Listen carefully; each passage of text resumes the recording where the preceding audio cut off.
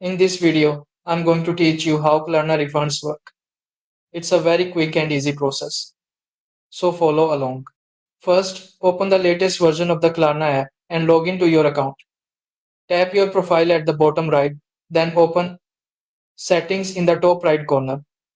From there, select Customer Service. In the Help Center, choose the Refund section, it's usually the third option. Then tap How and when will I receive my refund? Here, Klarna explains everything about how refunds work, including timelines and store specific rules. Keep in mind that refund processing depends on the store's refund policy, not Klarna's.